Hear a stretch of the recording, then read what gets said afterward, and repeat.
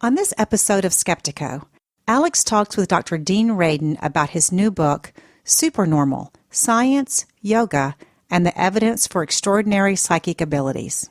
These yogic traditions don't point to supernormal powers. That's not what they're about. And in fact, they go to great lengths to say, hey, it's not about these supernormal powers. Don't worry about them. If we're not willing to tackle the divine, we're kind of playing a different game, but are we playing the game? It's true that the yogic path and many of these other mystical paths are basically pointing to enlightenment. Enlightenment is so far away from where science is that it's probably too far a reach for now. And it's also true that these traditions say you're going to bump into these psychic things and don't pay attention to them because they're just yardsticks on the way to something more interesting. Well, we're in the modern age now, and what science is able to do is study not the depths of enlightenment, but we certainly can study the very place where mind and matter meet. It's where the deep subjective and deep objective meet, and that is psychic phenomena. If we're interested in the nature of consciousness, we need to expand it to exactly in the place where the yogis said don't pay much attention to. Stay with us for Skeptiko.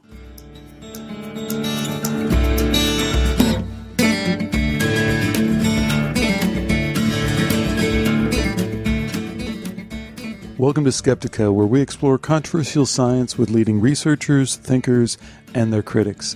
I'm your host, Alex Tsakiris, and on this episode, Dean Radin returns to Skeptiko to talk about his new book, Supernormal. When we did the special 200th episode of Skeptiko, the guest that folks said they most wanted to hear from again was Dr. Dean Radin. So with his new book coming out, I thought it was a great opportunity to reconnect Dr. Radin to all of us on Skeptiko. Here's my interview with Dr. Dean Radin. Today we welcome Dr. Dean Radin to Skeptiko. He's here to talk about his new book, Supernormal: Science, Yoga, and the Evidence for Extraordinary Psychic Abilities. Dr. Radin, of course, is chief scientist at the Institute of Noetic Sciences, where he's become one of the world's best-known researchers on extended human consciousness. His two previous books, The Conscious Universe and Entangled Minds, were truly groundbreaking and provide the scientific foundation for much of the current interest there is in this field. Dr. Radin, welcome to Skeptiko. Thanks so much for joining me. Thanks, Alex. It's a pleasure to be here. So a lot of people are very excited about this new book of yours, Supernormal. Can you start just by telling us briefly what it's about? Well, one way of getting into the topic is that you may know that the Dalai Lama for years now has been having dialogues with scientists on the relationship between Buddhist ideas and practice and science, both primarily physics and the neurosciences. And one of the things that you see when you read the transcripts of what goes on in these meetings, and of course they've spawned a number of popular books as well, is that the Dalai Lama is very interested in science and the practice of science and what science has discovered. And he has said many times that if science demonstrates that something about Buddhist practice or beliefs are incorrect, that they'll change their beliefs and practices. They're after the truth. So that's laudable. And you would hope then that the same would be true on the scientific side, that if some scientific assumptions turn out not to be completely correct, that scientists will correct them as well. But after reading the transcripts, you see that what we're dealing with is an asymmetry, that there's a lot of interest on the part of the Buddhists on what science has to say, but there's so far very little interest on part of science on what Buddhism has to say. And you see this in stark contrast when the Dalai Lama repeatedly tries to bring up issues about reincarnation and about the use of the oracle and other things that we might consider to be psychic phenomena or related to that. And the scientists present usually know nothing about these topics and they dismiss them. They dismiss them in a kind and gentle way so they don't piss off the Dalai Lama, but nevertheless they say there's no evidence, we can now go on to other topics.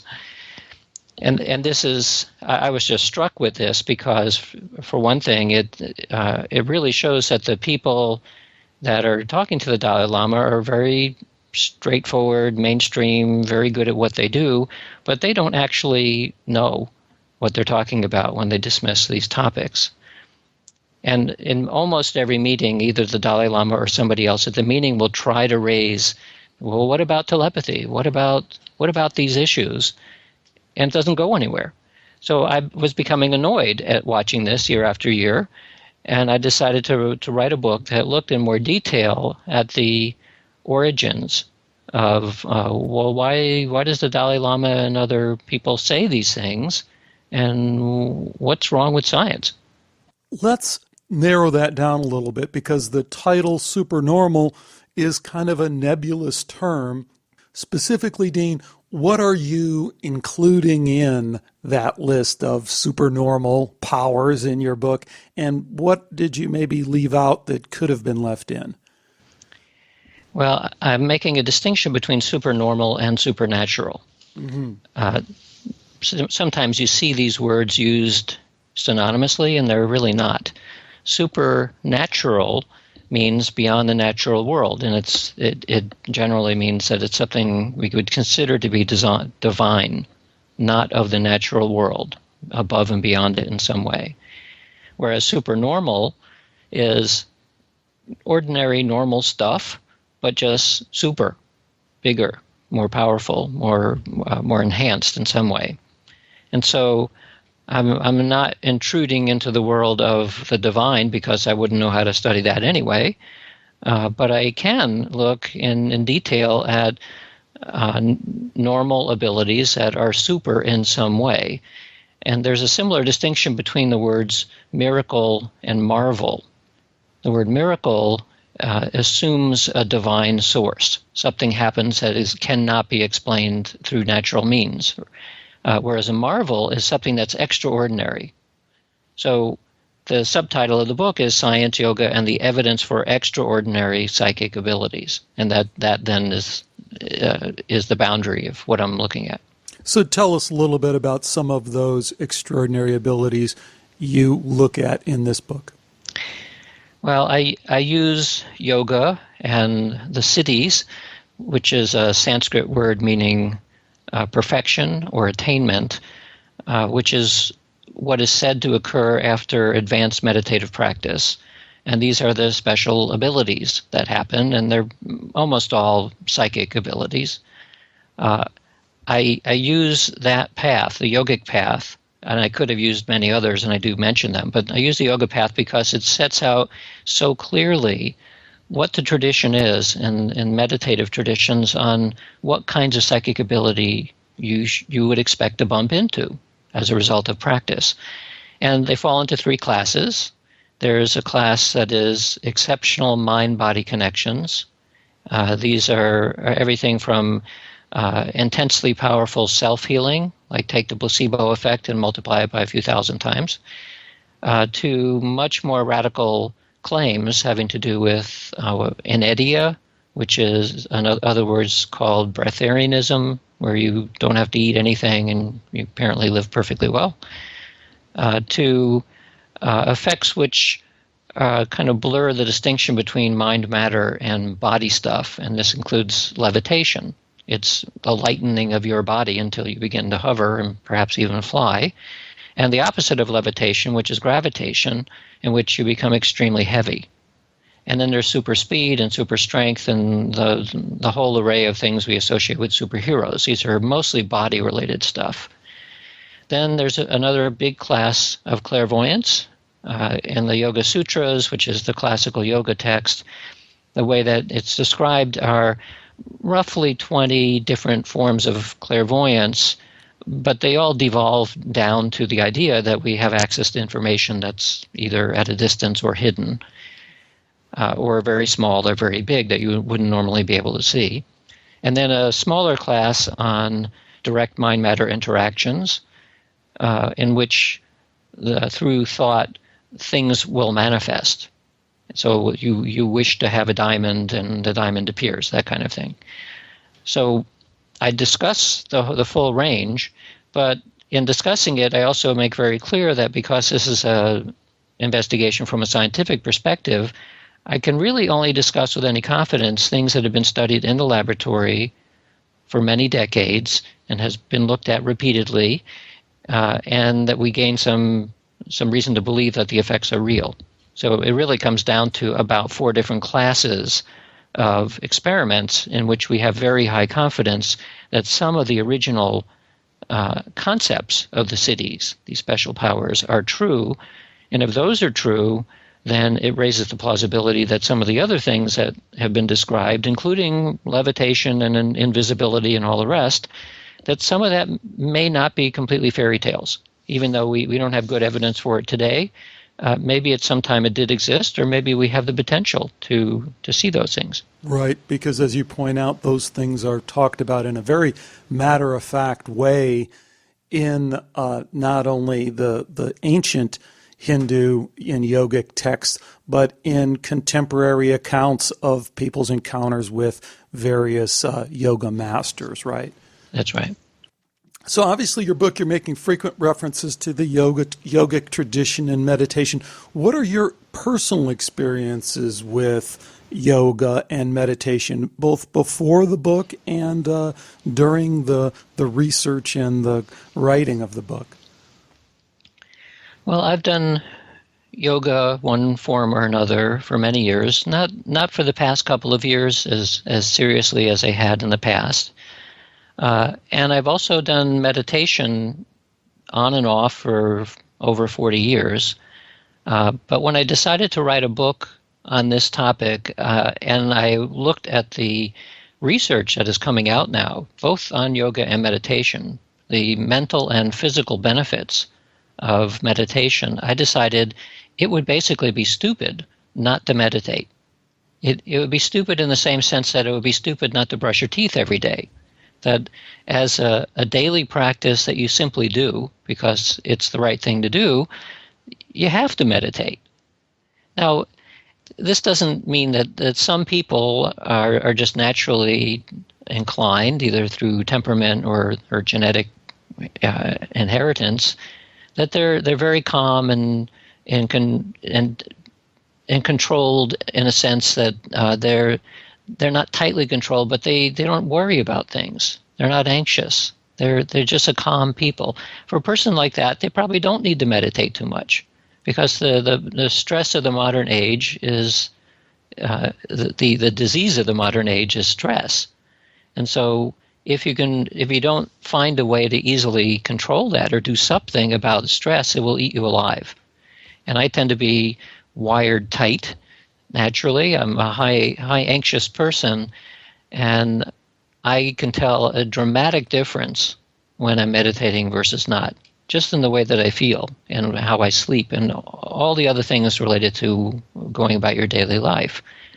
So the combination of my past experience with meditation and also taking what I've written in this book seriously, I decided, okay, I really got to do this. So I have a meditation practice I do twice a day now, and have done every single day for the last 2 years, and I plan on continuing it because it primarily just makes me feel a lot better. But having read all of the rest of the scientific evidence and a lot about the yogic lore, it may go beyond that as well. Mm-hmm. In the introduction to Supernormal, you talk about the empirical scientific evidence for these things being overwhelming, and you suggest that it's an opportunity for science to pull itself up by its bootstraps. Tell us what you mean by that, particularly the pull itself up by the bootstraps. Why does science need to pull itself up by the bootstraps? Well, of course, the phrase means that in order to make an advancement, a major advancement, sometimes you can pull yourself up by the rungs of a ladder. This is the evolutionary step-by-step pulling in a predictable sequence. Pulling yourself up by bootstraps is almost paradoxical because you're pulling yourself up from the bottom. Well, how can you do that? And you can't do that in the real world, but the concept is that that you sometimes need to make a leap of faith, essentially, based on evidence that comes out of your tradition. It's like suddenly there's another ladder that appears next to you. Instead of taking the evolutionary step up your ladder, you'll say, well, maybe there's a ladder there that works too. So in this case, it means there's a very long tradition, much longer than the scientific tradition, that is not only in yoga, but in many other paths as well, that basically all say the same thing. That if you sit down, you quiet your mind, you pay attention to what's going on deeply subjectively, then whole new worlds appear. Now, the caution here is that psychologists in the last century spent a fair amount of time with introspection and trying to figure out how does the mind work by introspecting. And they didn't get very far with that. And I would say that that has dampened enthusiasm in psychology for the idea that you could learn something about the mind and maybe beyond the mind simply by paying attention to what's going on inside your head, except that the means by which psychologists were using introspection was not the same as what meditators do. And so if you follow the original meditative traditions, and of course there are dozens of different meditative styles, which may lead to different insights, but if you follow those traditions, you find somewhere at the bottom, meaning advanced practice, that they begin to converge in a worldview. And that worldview is something that science knows very little about. Probably the deepest look into there at this point has been psi research, because we're looking at this boundary between mind and matter, and that's kind of where these deep meditative practices begin to diverge from what scientific assumptions would say about the nature of reality. And so what can science learn then about deep subjectivity? I think it has a lot to learn. In the same way that science has learned a lot more about deep objectivity than the meditative traditions have, we have something to learn from that tradition as well. Okay, but doesn't science require a kind of closed-loop system that you're exploding both in this book and in your previous books? And if, as you're hinting at, again, in this book and in your previous books, that consciousness is somehow fundamental, then why or how can we possibly get there with a science that's centered around measuring matter? I mean, is it realistic to pull yourself up by the bootstraps when there's that kind of huge paradigm shift that has to take place? Well, when you pull yourself up from your bootstraps, it does require different assumptions and perhaps different methods. But science is good at that. Science has developed new methods as new challenges come along. In fact, if we didn't develop new instruments and new methods, we wouldn't have gotten very far. So the nice thing about science as an open system is that it is flexible and basically limited primarily by our imagination. Ultimately, the proof in the pudding is whether people can repeat things independently, but the means by which we get to that stage is not fixed. Okay, but I still wonder if, we're kind of nibbling around at the edges of something that we have to swallow whole. I mean, as you mentioned in the book and you mentioned previously in this interview, these yogic traditions don't point to supernormal powers. That's not what they're about. And in fact, they go to great lengths to say, hey, it's not about these supernormal powers. Don't worry about them. It's about changing your connection and how you relate to, for lack of a better word, God. If we're not willing to tackle the divine, if we throw up our hands and say we can't measure the divine, then we're kind of playing a different game. But are we playing the game? Are we just playing some sideshow game over here? That's a very good point. So it's true that the yogic path and many of these other mystical paths are basically pointing to enlightenment. Enlightenment is so far away from where science is that it's probably too far a reach for now. And it's also true that these traditions say you're going to bump into these psychic things and don't pay attention to them because they're just yardsticks on the way to something more interesting. I would say that from the ancient traditions, that advice was probably sound. that, don't pay much attention to these strange phenomena because that's not where you want to go. Well, we're in the modern age now. And what science is able to do is study not the depths of enlightenment, but we certainly can study the very place where mind and matter meet. It's where the deep subjective and deep objective meet, and that is psychic phenomena. So the reason why the book is an entree into that says, science, we don't know yet as scientists how to go all the way down to, or all the way up to the Enlightenment, but we can begin to go much, much deeper than we have before. And in the process of studying the very area, that very boundary that the ancients would say don't pay attention to, well, we have to pay attention to that.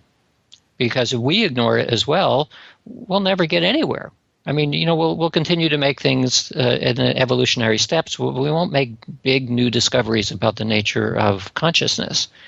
So if we're interested in the nature of consciousness, we need to expand it to exactly in the place where the yogis said don't pay much attention to. And in the process, I think we have the opportunity to learn something not only new for us, but also new for the yogis. Because you see, the yogis, they didn't have theoretical concepts like we do. They didn't understand the nature of the physical world like we do. So we have the possibility of creating something really new by combining old wisdom with modern methods. So, Dean, as you've pushed this envelope towards extending consciousness and realizing there's some limits to how far we can go, how has it changed your approach or your ideas about how you would approach this experimentally in your lab? You've been doing this kind of research for a long time. How did investigating these yogic traditions change where you might want to go in the future in your lab? That's a fair question. One of the things that you see when you study the cities, and this is mentioned in the literature, is the difference between spontaneous psychic phenomena, including the effects that we study in the laboratory, as compared to what happens when somebody actually achieves one of the cities. So the cities, if you have a city of telepathy or clairvoyance, it's not weak and sporadic and sometimes appears and sometimes doesn't. It's 100%. It's there. It's like an ordinary sense, and it's powerful. And so obviously I pay attention to that because it would be really nice if we can get somebody to do that in the laboratory. And yet we can't use somebody from the yogic tradition or one of the other traditions because they're told not to pay attention to it, or at least not to demonstrate these abilities. And I've already run up against that with very advanced meditators who, when I ask can they do some of the cities, they just smile and they won't say anything else. So we're kind of stuck there. But what we can do, and what we have been starting to do in my lab, is to use every trick in the book that we can think of to optimize the conditions under which somebody can achieve higher reliability. And this includes things like the use of neurofeedback to get people's brain states into the right conditions so that they can maintain this, for example, an alpha state where you're very highly alert, but you have no anxiety behind it. So that seems to be an important condition or state to be in of so-called effortless driving. So you can train people to get there, and you can train them fairly quickly using neurofeedback.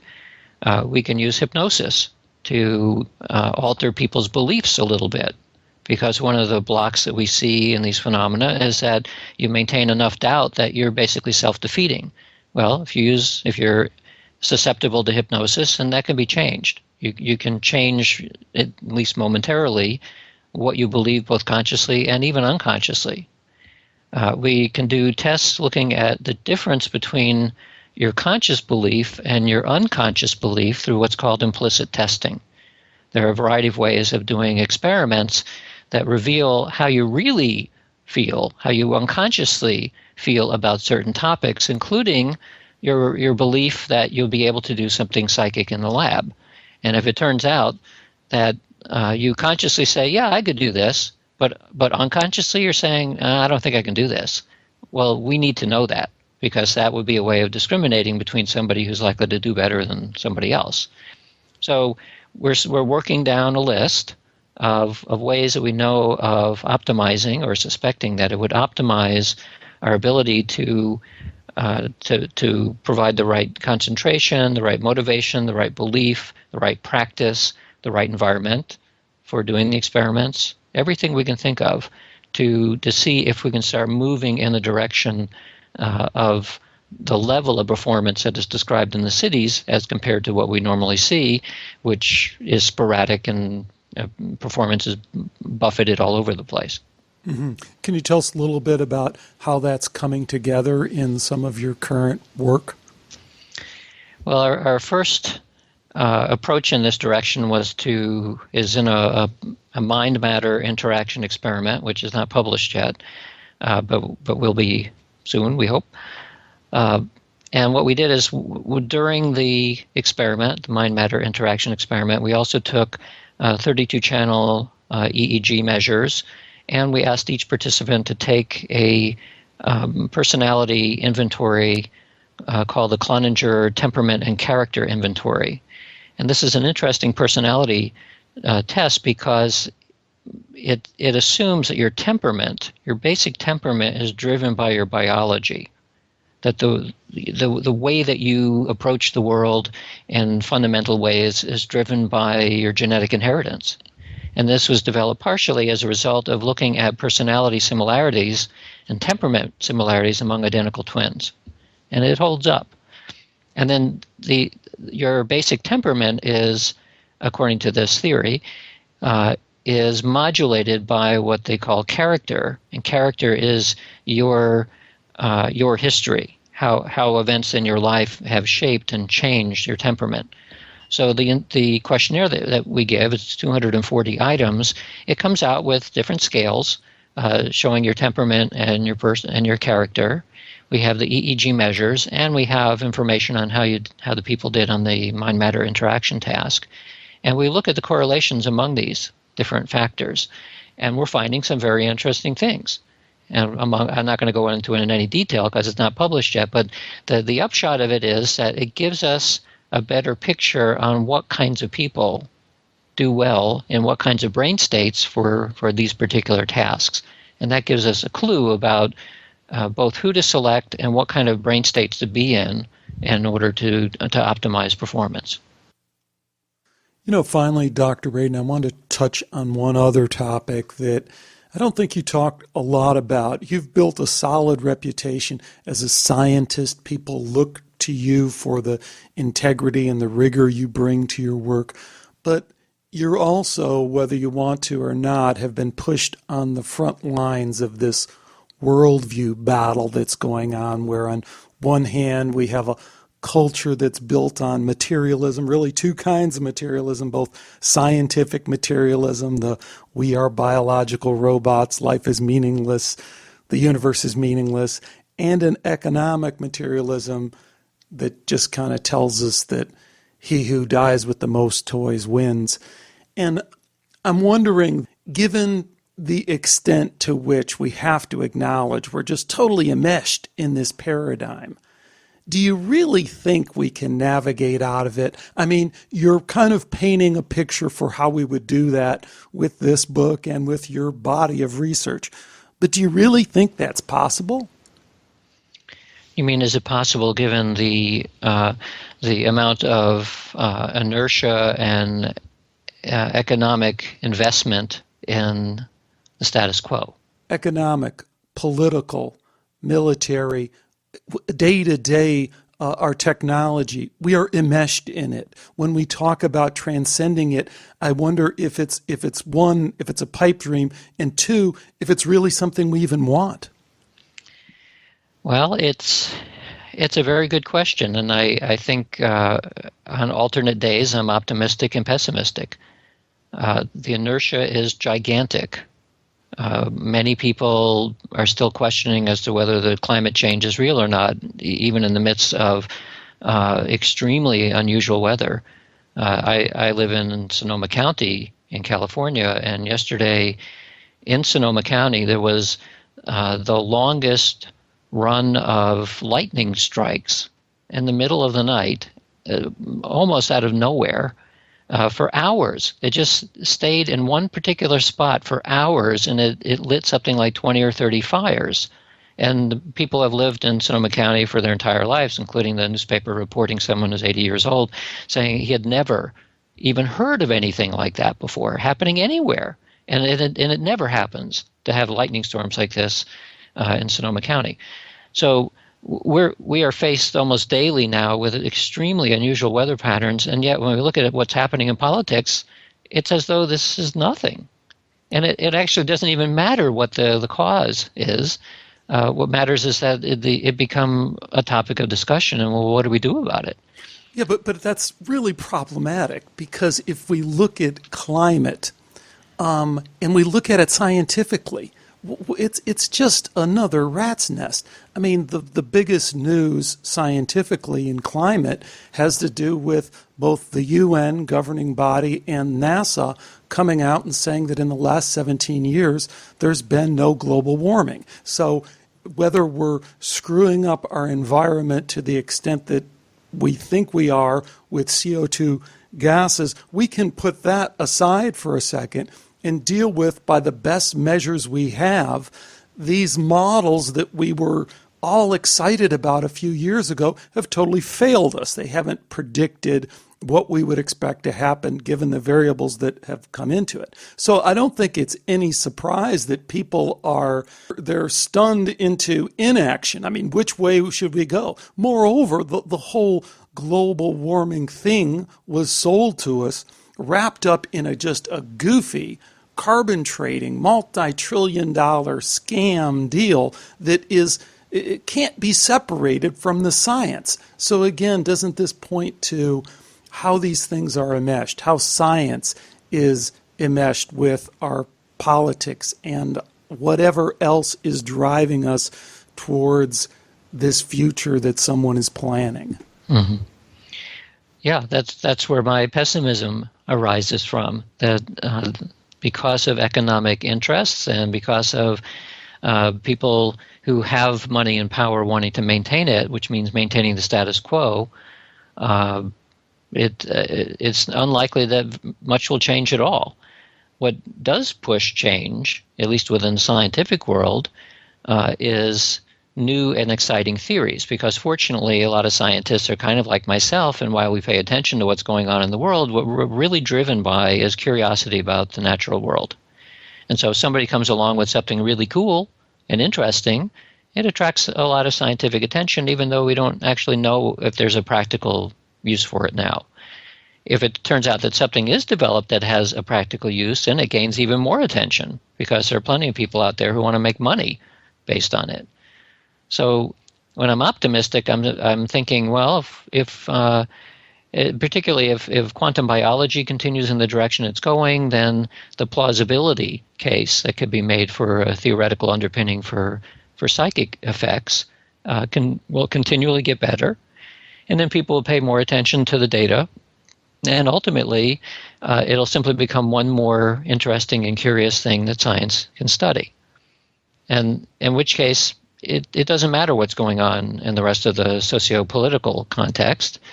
It's something that will just naturally be absorbed into science because it's something that's curious. Now, that said, certainly the topic is still quite taboo. It's very difficult for people to make a living in the academic world if they're interested in this topic. But historically, that's been true for other topics as well. And eventually, truth will out. And it's simply a matter of more struggle during the times when it's taboo, but that could change, and it could change quickly. Well, let's hope truth does win out, and if it does, I can bet you that Dr. Dean Radin will be at the tip of the spear. The book, again, is Supernormal: Science, Yoga, and the Evidence for Extraordinary Psychic Abilities. Dr. Radin, it's been a great pleasure having you on Skeptiko. Thanks again so much for joining me. Thank you, Alex. Thanks again to Dr. Dean Radin for joining me today on Skeptiko. A couple of questions I might tee up as a result of this interview, and they both have to do with the idea of bringing Sai to the lab, something Dean Radin, of course, has done more to advance than just about anyone I can think of.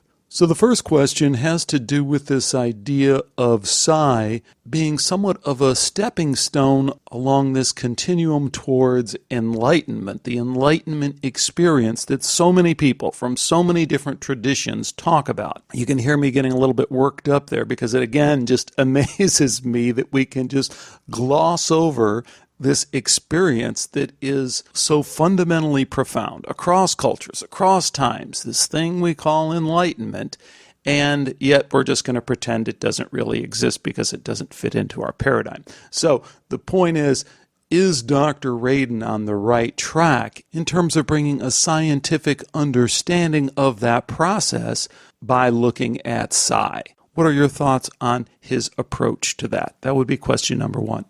And question two is related, and that is, what is the best way to bring Sai into the lab? Dr. Radin is pioneering a lot of this work, of course, but he's not the only one. What research do you think is most promising in the area of demonstrating Sai phenomena under laboratory conditions? Should we be looking more towards people who've demonstrated these extraordinary abilities and are off the charts? Or should we look at how this phenomena manifests itself in the general population? Is telepathy the best path to pursue, or is it precognition or telekinesis or something else? It would be interesting to hear what your thoughts are on the path forward for Sai research in the lab. So I'd love to hear from you on those topics. Of course, the place to do it is through the Skeptiko website at skeptiko.com. I love when you connect with us through the forum where a lot of people get together and exchange some interesting ideas. You can also leave a comment directly there on the website. And while you're there, of course, you can subscribe to Skeptiko, download any of our over 200 previous shows, or connect with me via Facebook or an email. I have a number of interesting shows coming up. They're just piling up here as summer rolls on for me. I hope you'll stay with me for all of that. Until next time, take care and bye for now.